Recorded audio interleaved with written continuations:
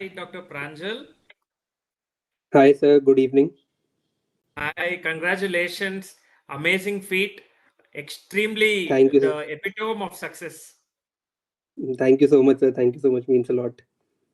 Yeah, great news. As a teacher, it's a very proud moment for me when my students are able to do and produce such amazing results.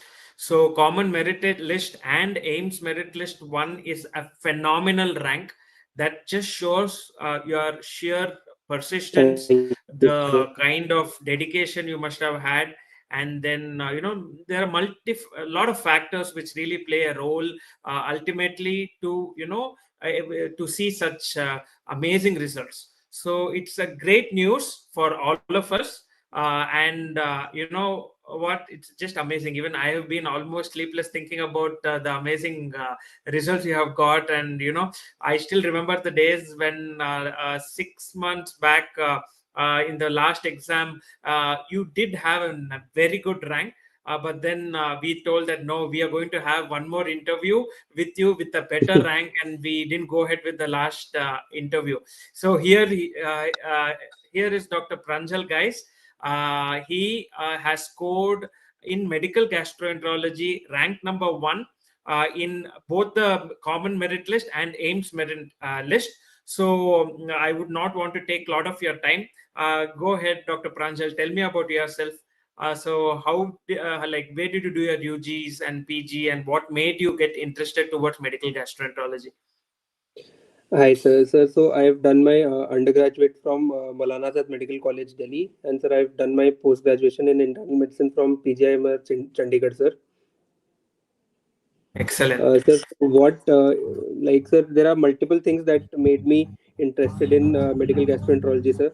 So first, my father, he's also a gastroenterologist, sir. So since childhood, I've been hearing about gastroenterology. And sir, the second thing is that the exposure of gastroenterology that I had in PGI, sir, I had around 6 months of post gastro posting and hepatology posting, sir. So I was really inspired during the those postings, and especially during hepat, sir. So that is something I like to that extent that I was considering giving the exam of hepatology alone also at one point of time. That is how much I like hepatology postings. Excellent. So it's good that you have had the ideas about gastroenterology getting into you right from your maybe childhood days also. So and to somebody think about it that early in life and then put baby steps towards it and then ultimately reach it is something really phenomenal. So I can really understand the feelings that your dad might be having right now. So he must be a real proud dad now. So that's a great thing. Dr. Pranjal, I know you from quite some long time, not just this particular Yes, session. We sir. have been in touch for a long Yes. time. So I know you that you're basically a hardworking guy and an intelligent guy. A combination of both is the one which usually leads to these kind of ranks, because they assess your strength in answering questions, your assessment on your practicals, and it's a multifactorial thing which ultimately ends up with the rank. And it's not just that. The rank difference between the first rank and second rank is almost 8 to 9 percentage. So that means that you have really done well both in your theory and your interview. So this is a good news for all of us that you have done really well in both of them. So, first of all, just wanted to ask you a very specific question. You are targeting only ESS, or also NEET SS was in the background? Sir, so, okay, sir, I always wanted to do my DM from either AIMS Delhi or PGI only, sir. So these were my predominant targets, sir. But yes, like only I had thought in case, yes, if I do not get these two institutes, then I might try for something like JB Pant or SGPGI, sir. So these four were the predominant institutes that I wanted to be a part of, sir. I can guess your house is probably in Delhi, so you're just surrounding colleges just close to you, huh? Isn't it? Yes, sir. Something like that, something similar. Yes. Okay. Too good. Now, jumping quickly to get some squeeze out some important points from you, which they are really helpful for the students who are going to give the exam the next time. What are your suggestions? Like, how do you want them to start off? This could be from your experiences, and this also could mean from your tips and tricks for the next students. What do you want to tell them? Yes, sir. So what I would recommend to everyone is that whenever you are starting preparation for this competitive exam, sir, I would ask everyone to have a look at the past year questions first, even before they start reading cover to cover from Schlesinger. Even if they like before starting, also I would ask them to have a look at these questions, and then I would ask them to jot down a top few topics that have been repeated in the past. I think, sir, that is how I started, sir. I had a look at the past 7 to 8 papers from AIMS and PGI, and then I found out, okay, that these are the important topics. So, sir, I started reading those topics only.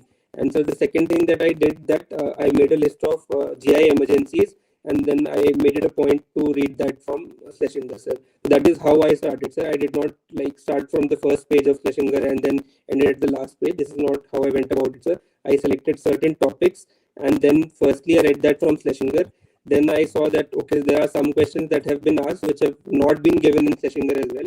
So I, for those topics, I used various sources like Up to Date or some guidelines, sir. Excellent. So this time and again we have been telling that an entrance exam need not have a boundary under which they have to take questions from. But of course, majority of the questions would probably come from these particular books. So NEET Yes, Yes's sir. general agenda is it will come from Harrison, but 20% can come from anywhere. And the same also applies to INESS. It depends on the examiner's mood and lot of factors. They might distribute the topics, but the question can be very specific and it can be from any source. And predominantly, what we assume is around 80% might be from Schlesinger and 20% may be usually from recent updates. It can be from various sources. So, what you have gone through is a very smart reading, I would say, to jot down Yes, the sir. important topics and then read retrospectively from the standard book and also probable guidelines. So did you feel that some specific guidelines did help you, help especially when it comes to interview and some case based scenarios? Any guidelines did you go through specially? Yes, sir. So the one or two guidelines which come to my mind are, one is the Easel article on decompensated cirrhosis by Paulo Angeli, sir. That is a fantastic article. So then the recently published Babino 7 guidelines on variceal bleed. And apart from that, this ASD hepatitis guidelines, the recent BCLC update, actually the one which slightly differs from what is given in Schlesinger, sir. So these are the ones, sir, mainly the variceal bleed. And sir, even ACG has published new guidelines on lower GI bleed, in which they have mentioned about the Oakland score, which is not given in Schlesinger, but in those guidelines they have mentioned about this Oakland score, which similar is one, sir. Okay, excellent. So, the news that students should take from Dr. Pranjal's achievement is a smart reading where he chose the topics and Yes. segregated some important GI emergencies and then went about reading them. How did he do? First, he read Schlesinger. He realized that there are some caveats or there are some more points required. Then he went through the guidelines. Some students tell me guidelines are too long, sir. They take a lot of time. Did you read line to line from guidelines or No, just the main no, recommendation? no, sir. They have these consensus statements at the beginning of every guideline. I only read that. If I did not understand that point, only then I read the subtext given with that. Otherwise, I only read 1 or 2 pages of every guideline, which had those consistent statements, and the flowcharts or any tables that was given in the guidelines, sir. Excellent. So you have again made a student's life easy. Somebody who might be thinking that he has to read so many pages. Again, No, the sir. news for you guys is read through first few pages where they just jot down the consensus Mm. statement. Yes, sir. And then if you don't understand them and you feel that you have to go one step ahead, then go through the uh, points in detail. Exactly. So where you are in doubt and it's an important topic, go through them in depth. Mm. Should not have any confusions there. That's Yes, sir. excellent. So, theory exam, okay, you had read, and this was a smart reading, and it really helped you. And past questions, very important. Go through the discussions. Again, an important subject. How was your strategy for interview? Like what you think might be a way to for students to prepare for the interview level rounds? So when this was my second interview attempt, sir. So I had given this last time also. So I got a fair bit of idea of what they want. So what they usually do is that they give you 2 3 points of history. Then they ask you like what else points do you want to know? How would you examine this patient? What investigations would you order? Then they would show you a panel of investigations, and then they would ask you to interpret those investigations. So what I understood that they want us to have a basic approach, sir. So for these things, sir, I did two things, sir. I read the topics of symptomatology from Schlesinger, sir, like approach to basic topics like jaundice, constipation, diarrhea. And after that, sir, there's a ISG, in the Society of Gastroenterology channel on YouTube, sir. So I watched all the master classes that they have done on these topics pertaining to symptomatology and gastroenterology, sir. So this is answer just before the exam, sir. You also gave us a list of some 10 to 11 cases, sir. So I read about those from these sources only, and some of the few articles that you had posted on the group pertaining to the approach to certain topics, sir. So that is how I went about it, sir. And specifically, one topic, like there are some topics, like especially like topic like extrahepatic biliary obstruction, which we will not be reading while we are reading theory, but it's quite common to get a question on that in the practical in the interview round, sir. So this topic I had seen the ISG masterclass videos 2 to 3 times because it's a different and a new topic. And Excellent. same topic, yes. ACLF is another topic, sir, which is not, we don't tend to read that while reading theory, but cases can be asked on that topic, especially on the apasal and the easel definition and the differences in between them. So, like you had also discussed in this mock interview, plus I went through the differences and all. This is also a lecture in the ISG masterclass. So that's from where I read this, sir. Excellent. So that's good. Very nicely said that for the interview round, it would be basically your approach that is tested on the important topics, like predominantly which are present at the symptomatology side of textbooks. And then for reading also, you had come across in our mock interview round, and different topics were covered, so you would know where you are weak and where you are strong, and then again go through the specific points where a person is weak, and then probably you can you give your best for the questions that are coming across you in your actual interview round.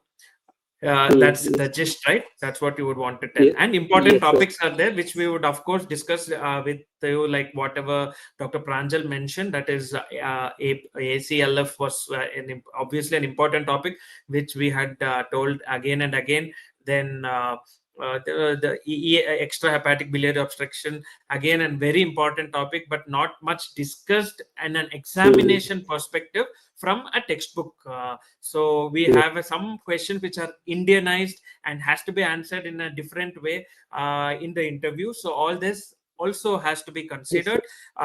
So we can see two things here. Pranjal gave the exam once, took all the points which are important from an examiner's perspective, then modified his entire way of studying for his Yes, attempt sir. now, where he was very successful. So great. So in nutshell, Dr. Pranjal, as a teacher, I can tell you that he was backed with a lot of hard work and smart reading. So these two really played a very important role. And whenever there was doubt, he was always ready to get in touch with me on WhatsApp, and even we discussed few things are all gray zones. Yes. So the questions that he would ask me generally are gray zones, which would make me read a lot of guidelines and then tell him, dude, this is how it is. If they ask you this, then you might answer this. If the situation is like that, then you answer this. So surprisingly, even one or two questions had come from Yes, the sir. gray zones also, Yes, which we sir. had discussed just before the exam. Yes, So I sir. I remember remember. very distinctly all these things. So ultimately, Pranjal, you have I got a rank like quite above many of them them, like the range is also very different. So really happy for what has happened to you, and we share the success story with you. Thank you.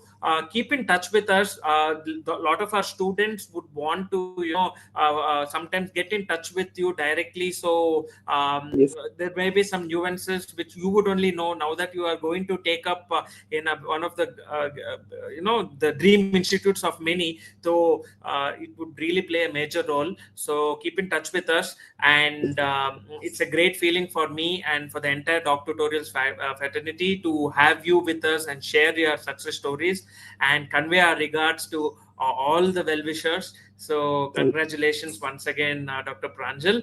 So thank you. I just want to just ask this. So Yes, once you just saw the ranked list, how did you feel? So how was it? How was the feeling? sir. I initially did not believe that this was my rank because I did not expect my marks to be this high by this margin. So even I was very surprised at that point of a time. At that point of time, sir. Okay. It was a great feeling, sir. Yeah. So like once you got into from the theory part, once your name came into the top list, how was the feeling then? So you were sure that you will get. How sure were you? Sir, I could not hear you, sir. And like once you got through the theory round and got into the interview round, how sure you Yes. were that your name would come?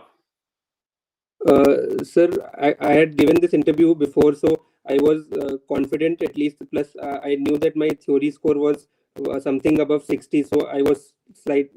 confident that I should get You will into get something into like a interview round because of your good theory yes, score was already there. So yes, sir. oh yeah, excellent. So good, Dr. Pranjal, keep in touch, enter the club. So for you the reason is you had a lot of background knowledge about gastroenterology even before you entered MBBS, but that's not the situation with many. So what do you think are the plus points with gastroenterology that you want to tell students to take up gastroenterology?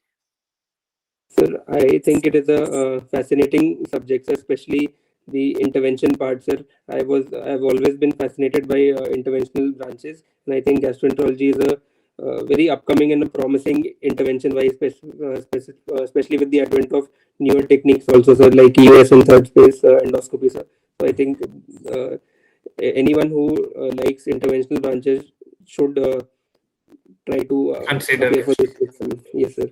And plus, sir, I think even liver is very fascinating, and like stuff like liver transplantation, which is not done at many centers. So I think that this is also a very upcoming area in the future. Maybe like if we Yeah. have more centers.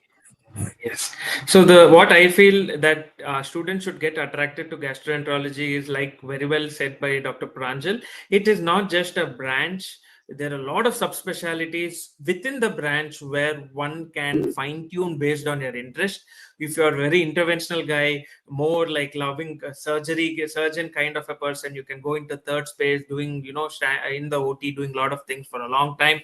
If a more of a medical mindset, you have liver transplants at one direction, you have IBD in one direction where a lot of immunology plays a major mm, role. You have pancreatology, HPB in a different zone where you mm, have some intervention, some complications, some theory knowledge which does play a role. If you want to stick with luminal, you have primary luminal thing like endoscopies, colonoscopies, and management of patients, or stenting. Or if you're really interested, there are newer avenues like motility studies, EGGs happening. A lot of things are happening. It's a very subspecialized branch. So in future, you would have gastroenterologists who are categorized into 10 different varieties. You might have 10 mm. more options to choose from. So great, Dr. Pranjal. It's a wonderful news for all of us, and thanks for giving your time for us. Thank you, sir. Congratulations once again from our side.